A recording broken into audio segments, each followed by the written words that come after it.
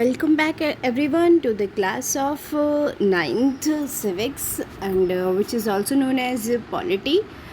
हम लोग पढ़ रहे थे chapter 2 constitutional design. So we were studying about the constitutional design of Indian constitution. So इसमें हमने previous topics में पढ़ा सबसे पहले हमने देखा था what is constitution. Learning objectives में देख लीजिए, हमने ये मेन पॉइंट्स हमने स्टडी किए थे. So what is constitution, context of south Africa, किस तरह से साउथ अफ्रीका की फ्रीडम स्ट्रगल थी और वहाँ के ब्रिटिश कॉलोनिज्म को वहाँ के लीडर्स ने किस तरह से जो है हटाने की कोशिश की थी, उसके खिलाफ स्ट्रगल किया था. And later on they made the finest constitution of all the world's democracies. World में जितनी भी डेमोक्रेसीज़ हैं उनमें से सबसे अच्छा कॉन्स्टिट्यूशन जो है या सबसे अच्छे कॉन्स्टिट्यूशन में से एक साउथ अफ्रीका को कहा जाता है. ठीक, तो इस तरह से साउथ अफ्रीका का इमर्जेंस हुआ. दोनों में जो सिमिलैरिटी इंडिया और साउथ अफ्रीका की जो डेमोक्रेसी की या फिर कह लीजिए फ्रीडम की जो स्ट्रगल थी, इसमें सिमिलैरिटी क्या थी कि दोनों ही देशों में कॉलोनिज्म था सेम कंट्री का, विच वॉज ब्रिटिशर्स, उनका कॉलोनिज्म था. और इसके अलावा एक और सिमिलैरिटी क्या थी कि दोनों ही देश के नेताओं ने जो है वो एक कह लीजिए नॉन वायलेंस के तरीके से वहाँ पर फ्रीडम स्ट्रगल को ज़्यादा अच्छे तौर पर स्ट्रगल करने की कोशिश की, फाइट करने की कोशिश की कॉलोनिज्म के अगेंस्ट. ओके, और इस तरह से ये सारी चीज़ें फाइनल आउट होती हैं. नेक्स्ट हमारा नीड फॉर कॉन्स्टिट्यूशन हमने पढ़ा था, which was about the necessity of constitution in any democratic country. और ये क्या था? To protect the right of every citizen. हमें कॉन्स्टिट्यूशन चाहिए, मेजॉरिटी कम्युनिटी को चाहिए. मेजॉरिटी कम्युनिटी को रोकने के लिए, उनको अपने पावर्स की मिसयूज़ करने के लिए कॉन्स्टिट्यूशन की ज़रूरत होती है, जबकि माइनॉरिटी को अपने आप को सिक्योर करने के लिए कॉन्स्टिट्यूशन की ज़रूरत होती है. So in a democratic country a constitution is very much required to secure the basic rights of any government.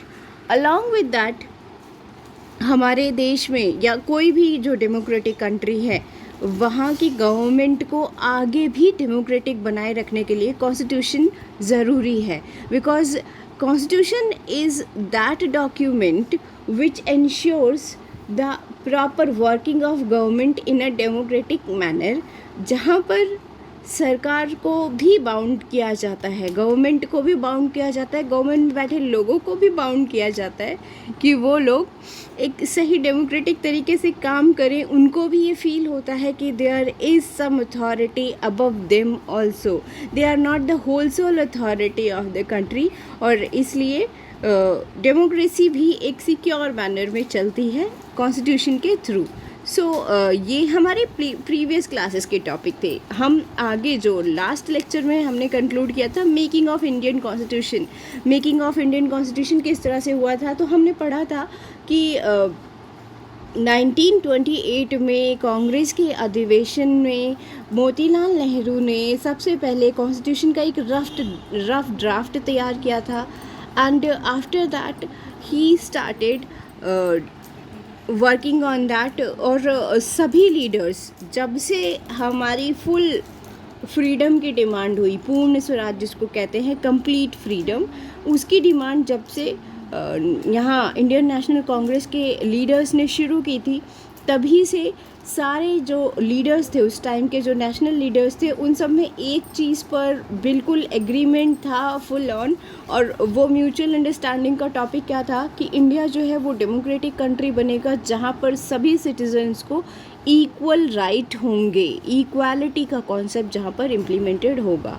धीरे धीरे यही चीज़ आगे बढ़ते बढ़ते ये कुछ एक प्रिंसिपल्स फाइनलाइज हो गए थे by the national leaders of Indian national Congress, जो कि उस टाइम के फ्रीडम फाइटर्स थे.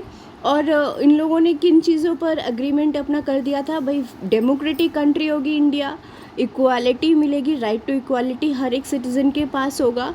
इसके अलावा यूनिवर्सल एडल्ट फ्रेंचाइजी के हिसाब से हर एक पर्सन को जो भी 18 ईयर्स एंड अबव होगा उसको हम वोटिंग राइट देंगे, ठीक है। अलॉन्ग विद दैट ये भी डिसाइड किया गया था कि इंडिया में राइट टू फ्रीडम भी दिया जाएगा, राइट टू इक्वालिटी के साथ राइट टू फ्रीडम भी दिया जाएगा।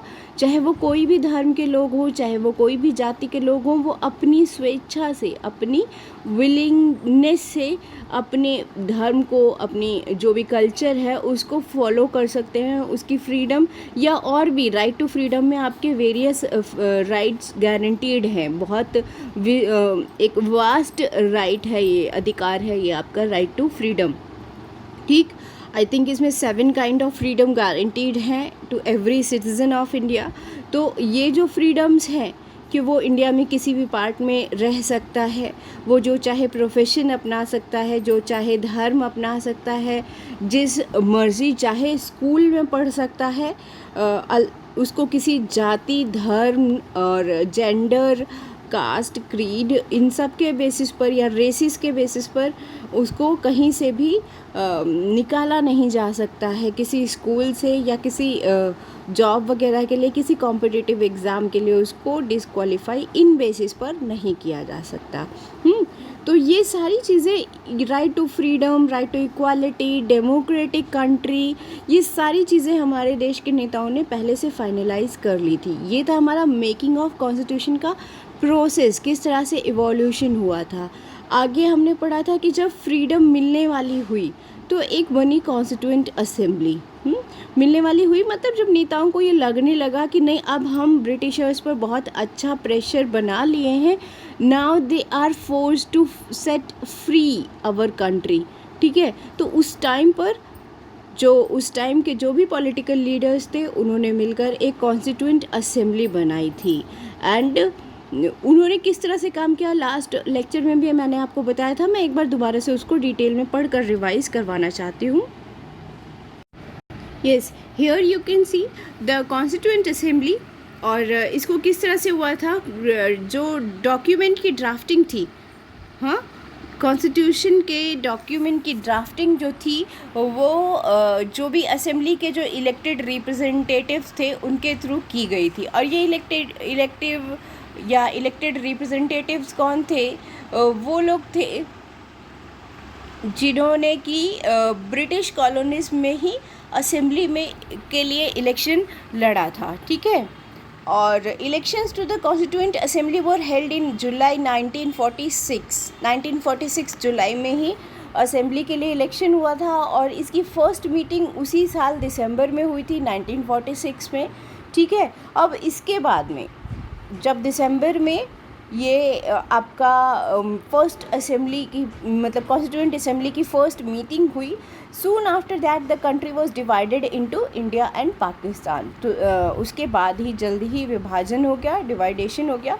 अब ये जो कॉन्स्टिट्यूएंट असेंबली थी ये तो पूरे अनडिवाइडेड इंडिया के लिए काम कर रही थी, लेकिन अब कंट्री क्या हो गई, 2 पार्ट में डिवाइड हो गई। और यहाँ पर लीडर्स का भी थोड़ा सा आपस में जो है वो क्या हो गया, डिफरेंसेस हो गए, व्यू एक कह लीजिए कि थॉट्स में डिफरेंसेस आ गए। जो पाकिस्तान के लीडर्स थे वो चाहते थे पाकिस्तान को एक मुस्लिम डेमोक्रेटिक कंट्री बनाना, डेमोक्रेसी वो भी चाहते थे लेकिन एक मुस्लिम कंट्री बनाना चाहते थे। जबकि इंडिया में यहाँ पर फिर भी जो लोग थे वो सभी धर्मों के लोग, क्योंकि यहाँ इंक्लूडेड थे, यहाँ बुद्ध धर्म ऑलरेडी था, जैन धर्म ऑलरेडी यहाँ एग्जिस्ट करता था, हिंदूज़ मेजॉरिटी में थे, और इसके अलावा मुस्लिम भी, सभी मुस्लिम्स यहाँ से रीलोकेट पाकिस्तान में नहीं होना चाहते थे। तो ऑब्वियस है कि इंडिया के सामने ये प्रॉब्लम थी कि they can not adopt any particular religion, तो इसलिए उन्होंने सेक्युलरिज्म का प्रिंसिपल अडॉप्ट किया। अब ये जो डिफरेंसेस हैं उसके लिए ज़रूरी हो गया था कि कोई एक सिंगल ड्राफ्ट पर हम कॉन्स्टिट्यूशन दोनों देशों के लिए नहीं बना सकते, इसलिए कॉन्स्टिट्यूएंट असेंबली को भी डिवाइड किया गया, ठीक है। और कॉन्स्टिट्यूएंट असेंबली को डिवाइड करके, see here it is mention, the constituent assembly was also divided into constituent assembly of India and constituent assembly of Pakistan. The constituent assembly that road Indian constitution, ध्यान रखिएगा, जिसने इंडियन कॉन्स्टिट्यूशन लिखा उस constituent assembly में 299 members थे, ठीक है। और कॉन्स्टिट्यूएंट असेंबली ने कॉन्स्टिट्यूशन जो है वो 26 नवंबर 1949 में एडॉप्ट कर लिया था।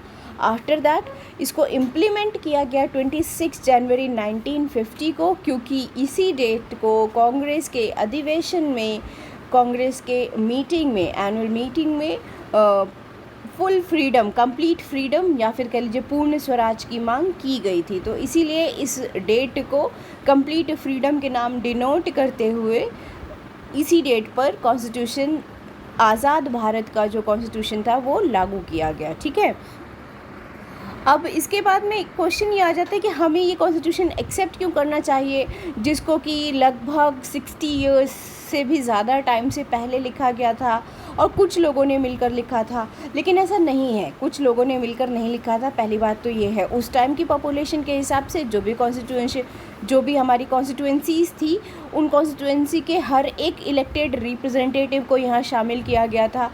जो प्रिंसली स्टेट्स थी, वहाँ के जो भी रिप्रेजेंटेटिव्स थे, वहाँ के जो भी राजा लोग थे, उनसे भी रिप्रेजेंटेटिव्स को शामिल किया गया था। अलॉन्ग विद दैट जो भी कमिश्नरीज़ वगैरह थी, उनसे भी शामिल किया गया था। तो इस तरह से कोई जो इंडिया का कोई भी पार्ट या कोई भी आपका जो एक कह लीजिए पर्टिकुलर एरिया, वो ये नहीं कह सकता कि हम कॉन्स्टिट्यूशन से अछूते रहे थे। ठीक है, और इसलिए इसके अलावा आप ये देख लीजिए कि डिसएग्रीमेंट तो होता है, हर जगह पर होता है, बट आफ्टर दैट ऑल्सो कहीं पर भी आज तक उतने पुराने कॉन्स्टिट्यूशन होने के बाद भी कहीं पर भी आज तक भी ऐसा नहीं हुआ कि कोई बहुत बड़ा डिस्प्यूट सामने आया हो जिसको लेकर ये कहा जा सके कि हमारे संविधान में ये कमी है। हाँ, जहाँ करोड़ों लोगों की बात आ जाती है वहाँ पर कुछ एक सेक्शन अनसेटिस्फाइड हो सकते हैं, लेकिन वो अनसेटिस्फैक्शन है, ना कि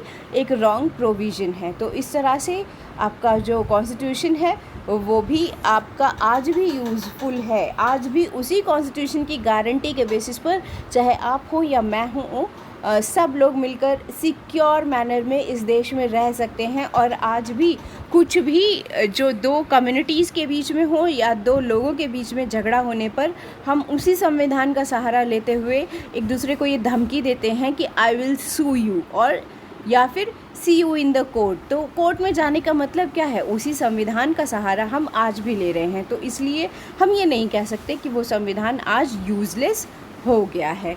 ठीक है, अब आ जाइए guiding values of the Indian constitution. क्या गाइडिंग वैल्यूज़ थी इंडियन कॉन्स्टिट्यूशन की, वो देख लीजिए। इंडियन कॉन्स्टिट्यूशन के हिसाब से, यानी हमारे भारतीय संविधान के हिसाब से जो है कुछ कॉन्स्टिट्यूशन जो वैल्यूज़ हैं वो बहुत ज़रूरी मानी गई हैं, जिनके बेसिस पर हमारा पूरा संविधान टिका हुआ है, जिनके बेसिस पर पूरे संविधान के सारे जो या आपके रूल्स हैं या प्रोविजंस हैं वो बनाए गए। ठीक है, तो ये क्या था, महात्मा गांधी ये कॉन्स्टिट्यूएंट असेंबली के मेंबर नहीं थे, लेकिन इसके बावजूद भी जो कॉन्स्टिट्यूएंट असेंबली के मेंबर्स थे वो लोग इनसे बहुत ज़्यादा इन्फ्लुएंस थे, प्रभावी थे, और इन्होंने, महात्मा गांधी जी ने उन लोगों को कई सारे आइडियाज़ दिए कि संविधान में ये चीज़ें होनी चाहिए, और उनको एक्चुअली में कॉन्स्टिट्यूशन में इंक्लूड किया गया। ठीक है, ये है years ago writing in his magazine Young India in 1931 में उन्होंने अपनी मैगजीन में लिखा था, he had spelled out what he wanted the constitution to do, कि महात्मा गांधी ने उस टाइम पर यंग इंडिया मैगजीन में ये मेंशन किया था कि वो संविधान से क्या चाहते हैं, और वो क्या चाहते हैं वो देखते हैं हम आगे। Yes, here is the extract of that constitution. I shall strive for a constitution which will release India from all the thraldom and patronage, यानी मैं ऐसा संविधान चाहता हूँ भारत में जो कि जितने भी ये जो धमकी भरे शासन कह लीजिए या जो पैट्रनेज, जो पैतृक एक रूल चला रहा है, उससे फ्री कर सके इंडिया को। ठीक है, मुक्त कर सके।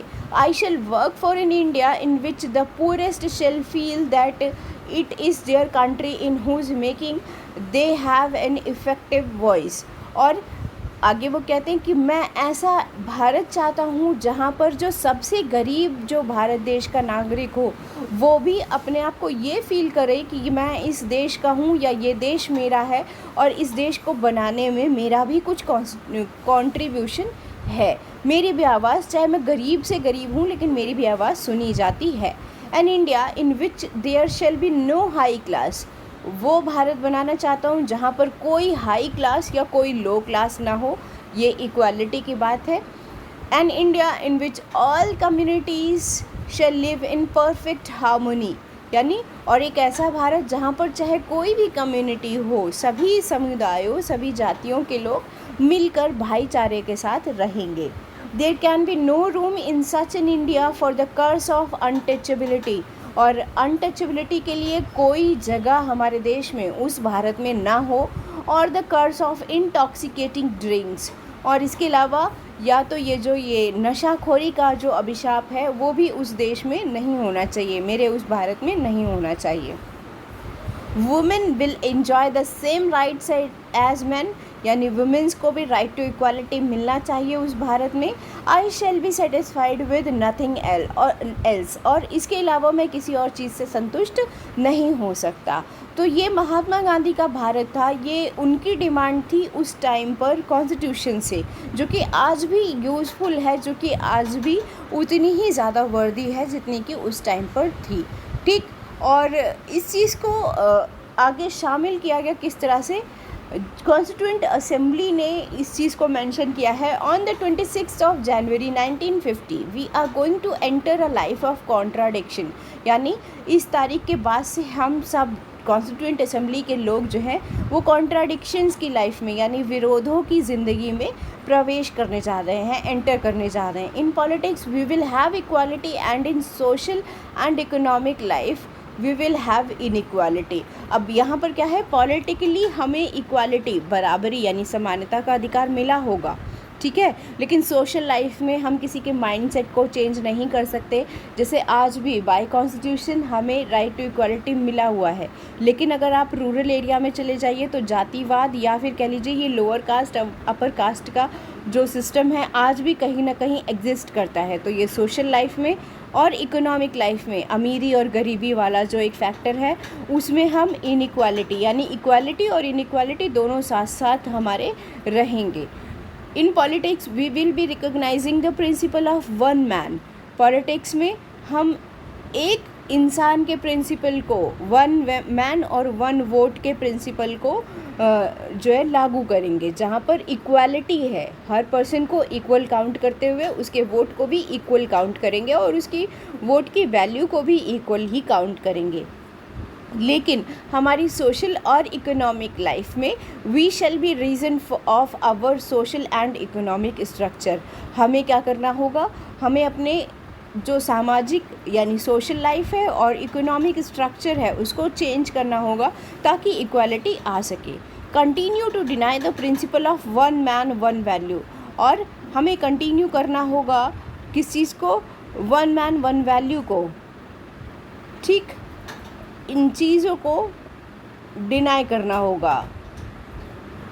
इसके अलावा how long shall we continue to live this life of contradiction, कितने लंबे समय तक हमें ये विरोधाभास वाली, ये जो विरोध वाली जो लाइफ है वो जीनी होगी। मतलब इससे ये कि कब तक हमारी सोसाइटी में ये दो पैटर्न पर चलेगा, कब हमारी पॉलिटिकल सोशल और इकोनॉमिक लाइफ इक्वल होगी, ठीक है।